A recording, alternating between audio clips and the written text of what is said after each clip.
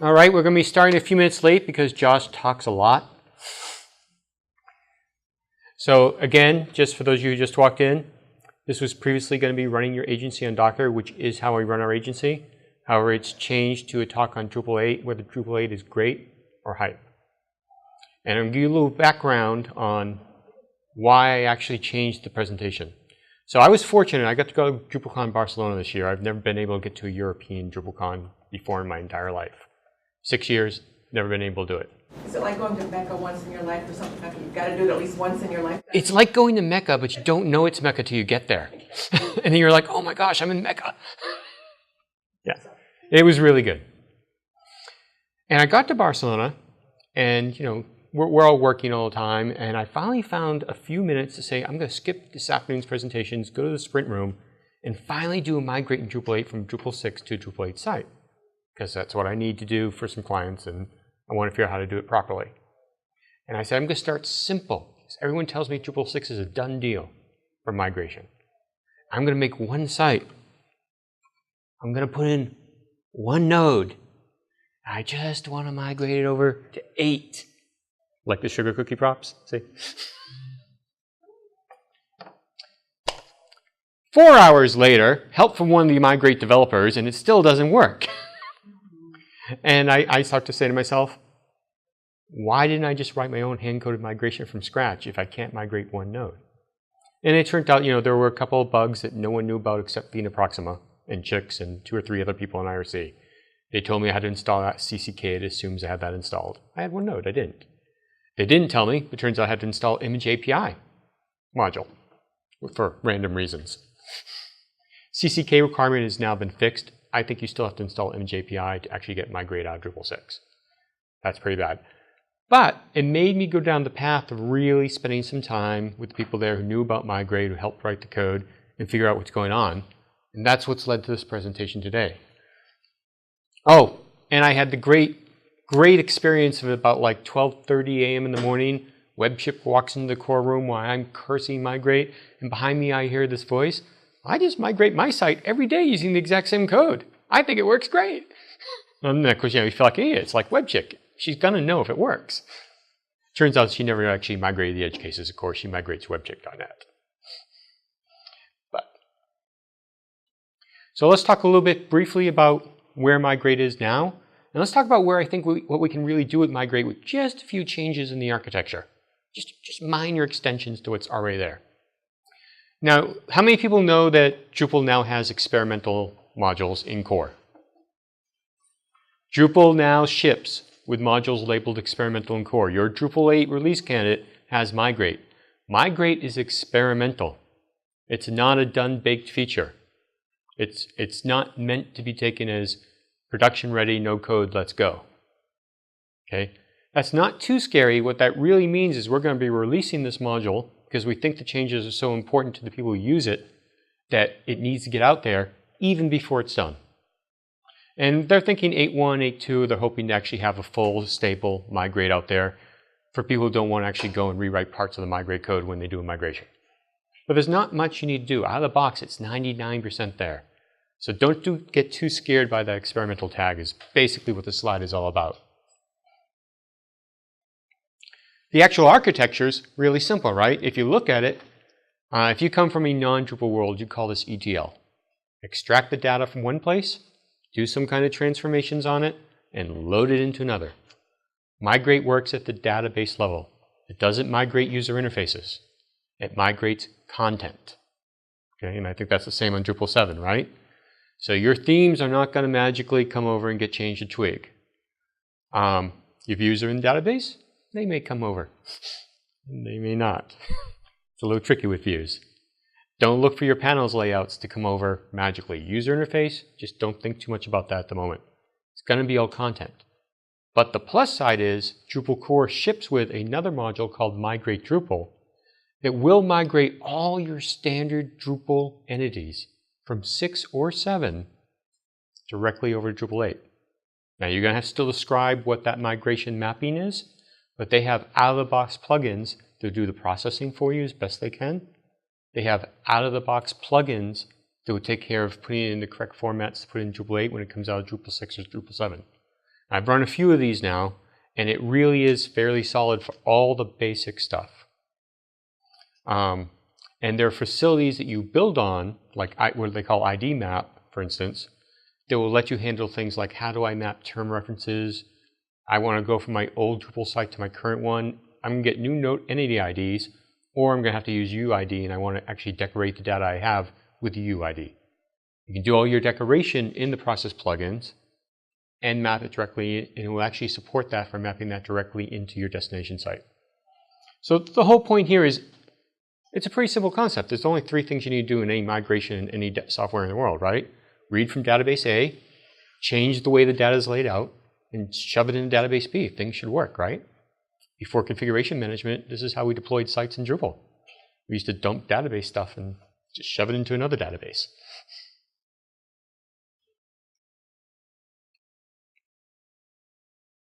Okay.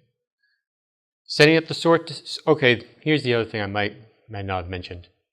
The user interface for Migrate, it's just not there. Use Drush today. They do have a UI, and they're going to, if I read the issue queues correctly, it's going to be totally refactored and redesigned, and the user interface is coming. But today, there's Drush. And if you read a lot of blog posts, you'll find that people talk about different ways to use Drush. Specifically, they talk about using manifest files. If you're reading a blog post that tells you to use a manifest file, you can stop reading. That is very old information. Ryan Wheel introduced that. He's kind of like stepped back from Migrate development because he's doing some other stuff right now. And there's a discussion going on between Mike Ryan, as far as I can tell, Fina Proxima and Clinville, if there is something they want to do in the future, and they're going back and forth over the utility of it. You're looking for blog posts that say use Migrate Import or Migrate Upgrade if you're doing D6 to D8 migration. Okay, so just a little thing. A lot of stuff says use manifest out there. Don't, please. Instead, you're using migration templates. Everything's driven by a YAML file. And I can see if we can get a way to zoom this in a little bit better.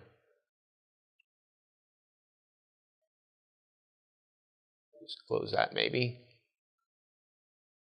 Where is zoom on this thing? I can't see it backwards.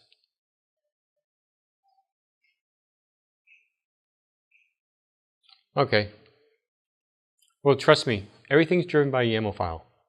If you're not using the built-in Migrate Drupal stuff, the easiest thing to do for your source database is just go into your settings file and add a new database setting.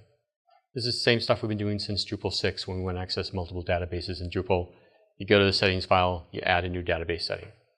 Works like a charm. If you want to get fancy, you can actually put it in code and use the database add connection method in Drupal 8 and add it in there. Once you have the database setting, all you need to do is, of course, now that I've closed that little window on the side, I don't know how to go to my next one.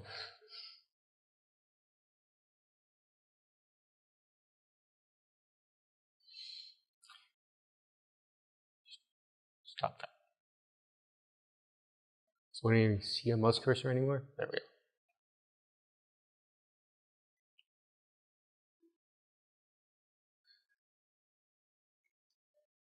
Oh, I see why. It switched the screens. Okay, well, I'm not going to fix that at the moment. Go down to the next one. And is there a way to go to the next slide without actually having that little sidebar? There's not, is there? I thought of that.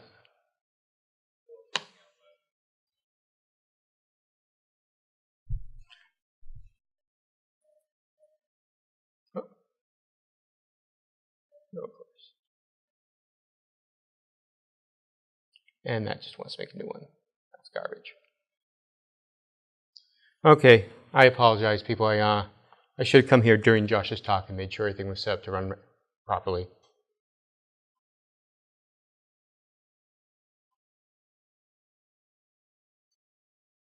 But we're going to continue on best we can.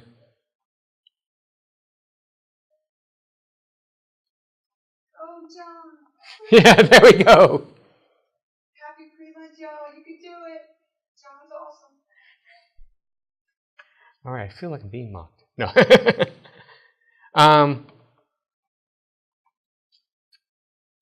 All this is really showing is that everything's a YAML file. Who here has not played with YAML files yet? Okay. YAML files are really just a way to express arrays in text files. You can think of them that way. It's really simple. And all of Drupal 8 runs on that. So in YAML files for migration, you have 3 main sections. And the main sections are, there's a source. Where's my data coming from? And in that source, you're going to specify a target. And the target will be the name of the database connection you defined and added to settings.php. Does that make sense? All your queries in your migration will run against that target to take data out of the source database. That's the first stage of any migration, get my data out. Typically, you write your code, and there is provided out of the box SQL mapping base code to make this easy, so that it reads through the database tables row by row and passes the row to the next stage of code. Next stage of code is what we call the process.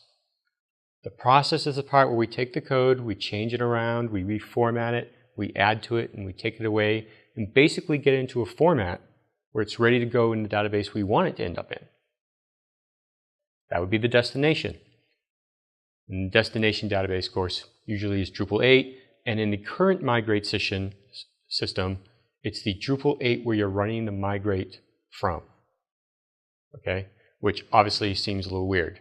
That's not where I want my code to end up. I don't want it to be seen there with the Migrate code. Migrate code is a separate console of some sort. A lot of these things are predefined for you, so you'll find the destinations have very easy one-to-one mappings. I'm going to take what's in this field and copy into that field over there. That's predefined.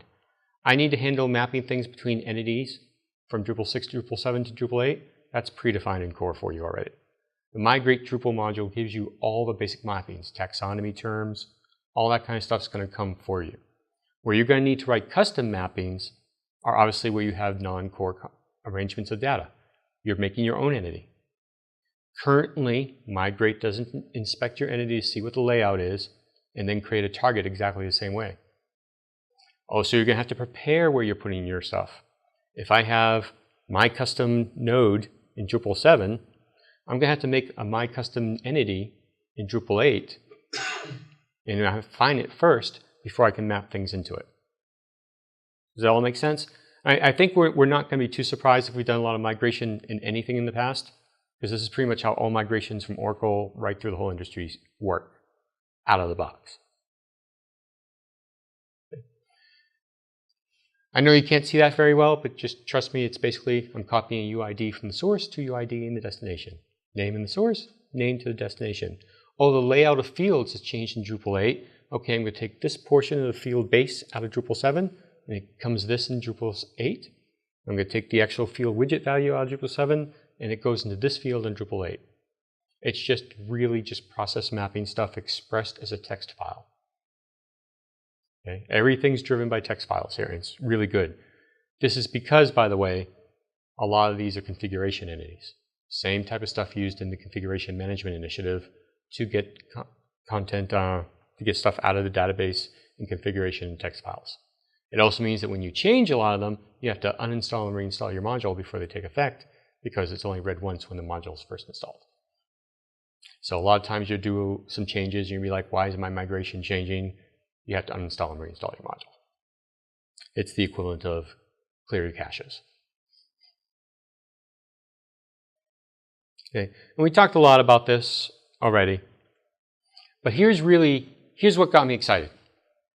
So, I figured this out. I got my first Drupal 8 patch in based around Migrate in Barcelona. I got all excited, sat down with my partner and about 4 or 5 other people who run little Drupal shops that we like to mentor each other with, and decided, we're going to refocus our company on productized services among Migrate and that kind of stuff. But what can we do that's interesting? Productized, don't get me wrong, I love productized services, but what can we do that's really interesting that impacts things in the industry? When we started thinking, why does Migrate work the way it does? Why do I have to migrate into my site? How do I handle live migrations? A live migration, of course, would be the source data is always changing.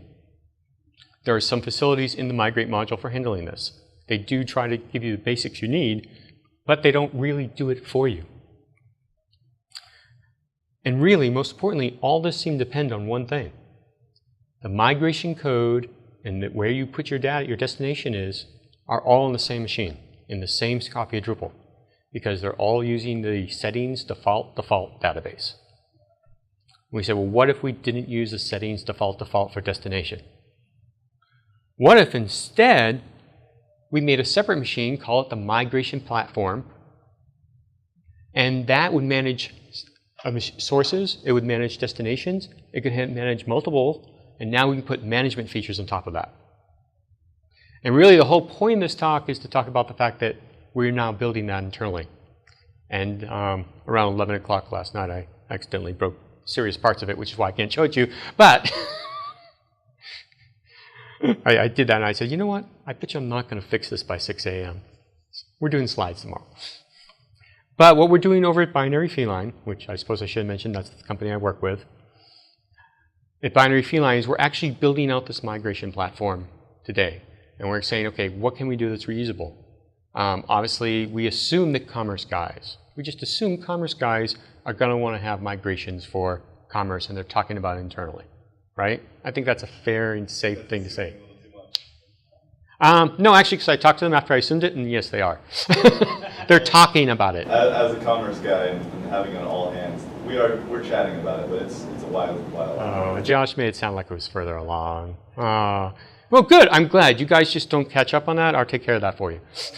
Okay. When you get down to corporate IT, and we all just heard Josh explain why corporate IT is where a lot of us need to worry about, not all of us, but most of us. You know what corporate IT loves in my experience, and I've spent my life in enterprise software? They like graphs and pictures and being able to go and say, oh, you migrated that record, but that one record I want to make a unique migration for. Out of all the ones that are just like it, it's special. And I want to roll back everything in the Fibonacci sequence up to 129. You know, but not beyond, and nothing that's not in the sequence. These are the kinds of things you get out of enterprise people, and they need tooling and dashboards and stuff that you can't provide unless you have a platform to build that.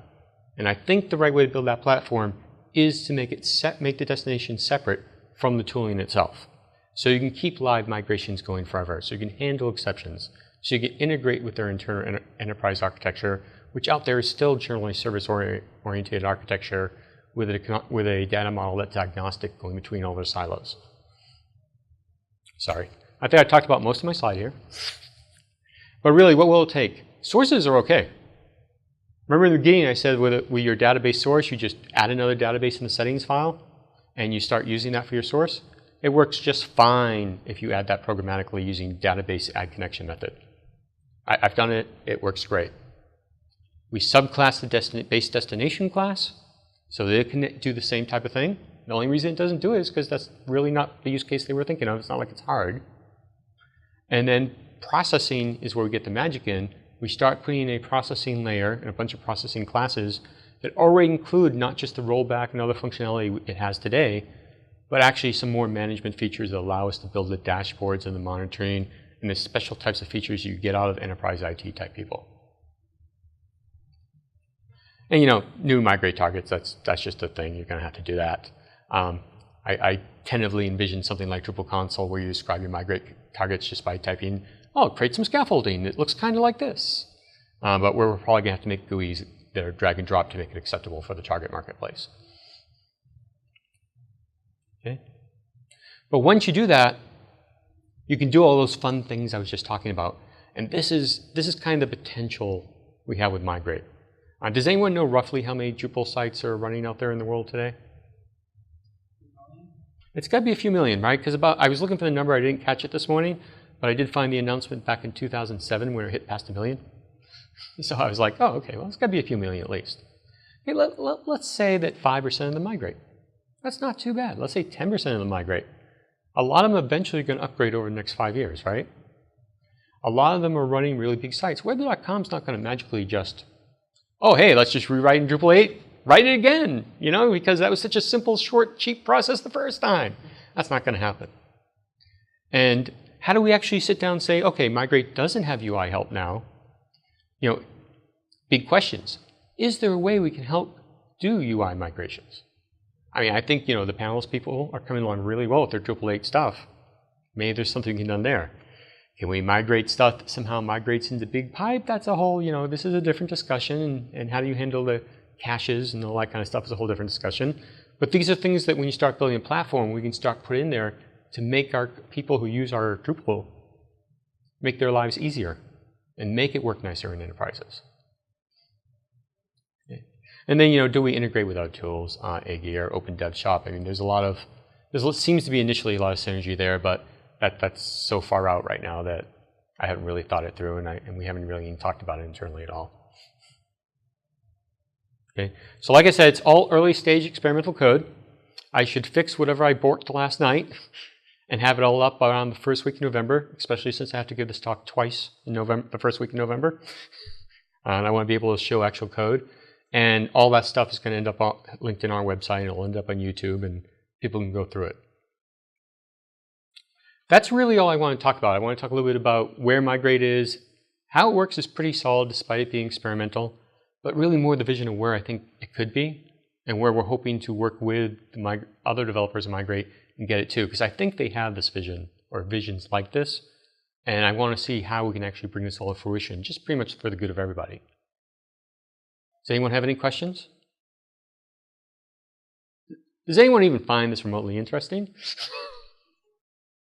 All this started because I want to take one node, move it from here to there. John, you talked about not just thinking of Migrate as going from Drupal 7 to 8 or 6 to 8, Yeah. but also using Migrate to pull in content from other sources. Yeah. Can you elaborate a little bit on Sure. that? I mean, there's already there's already a Migrate WordPress, the obvious one, going on, right? That module is well underway.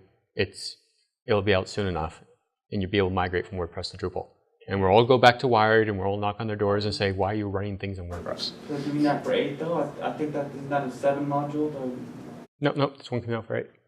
At least either that or I misunderstood what Chick told me, and I don't think I did. Yeah, I could have. I just don't think so. I was very tired. But it's a CMS. How about other CMSs? And we're just taking things out of the database. Once I know your schema, I'm good. And how do I actually map that? And people are going to want to map these as much as possible from GUI. Like Josh just said, we're developers. My instinct is always to open up my editor and start typing code. It's for every client I have, it's the wrong instinct. Their instinct is, what do I have to drag from where to where to make it happen?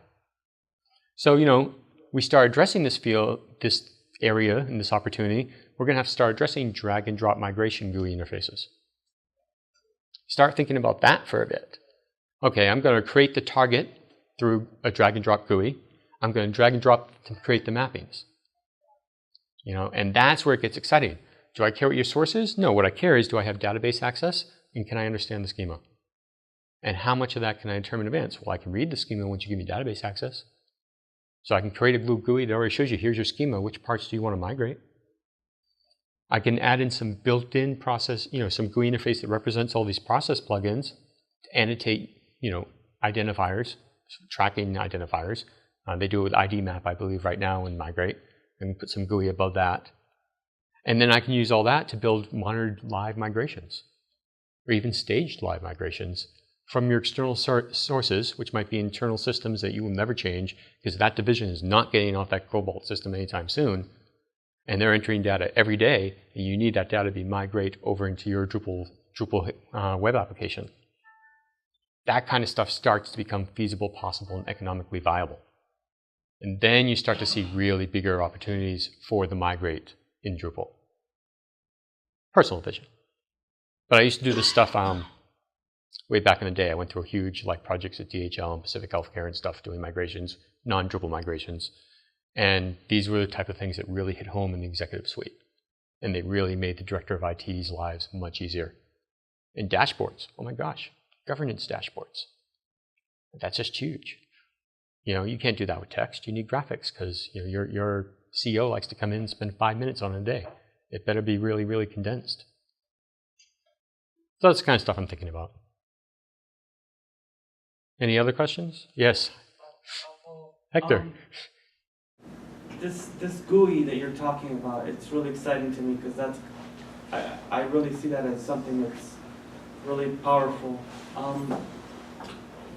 Do you have an idea of how you would start to build that within Drupal, or you use some, or to interface with the APIs of Drupal 8, and We have some kind of idea how the framework's going to start to look, and how other modules can hook into it, or are you going to drive the API that specific part of it? Can you talk a little bit about? Yeah, we have strong opinions internally about that as to whether we just need one GUI to keep our personal complexity lower, and you know, we just make it in Drupal or Angular or something like that, or do we really want a published API where other people can write the GUIs that they care about? Because every type of migrates we're talking about will never end. They become integral parts of the company. That means that, you know, if you're going to have a daily dashboard of your events based on data flowing through your system that's migrating to Drupal, that days don't end. You're going to want that dashboard tomorrow, next week, and next month. Well, I can't tell you in advance what your guys are going to want to have, what your customers are going to want to have. So maybe it's I have supported UI, our API, and we have our GUI. But you feel free to ignore our GUI to customize it for your needs.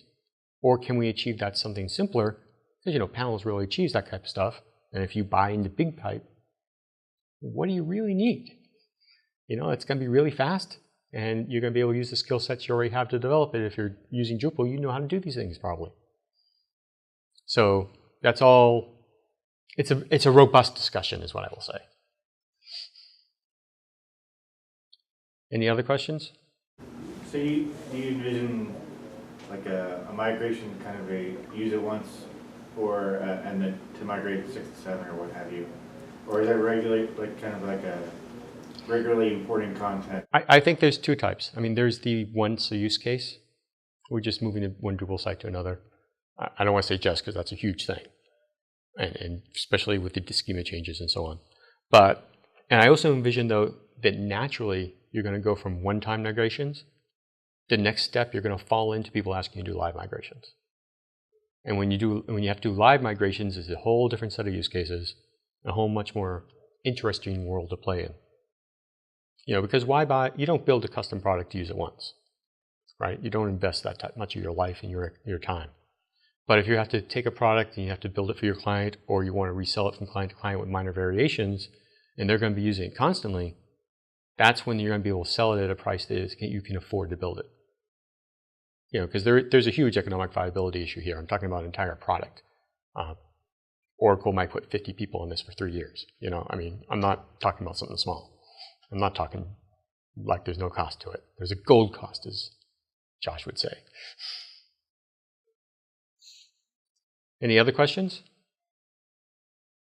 Then I will note that I am within 5 minutes of my time. Thank you all very much for coming. I hope it's been of some interest to you. I apologize for the last minute change in the presentation topic. I'll try never to do that again. Thanks a lot.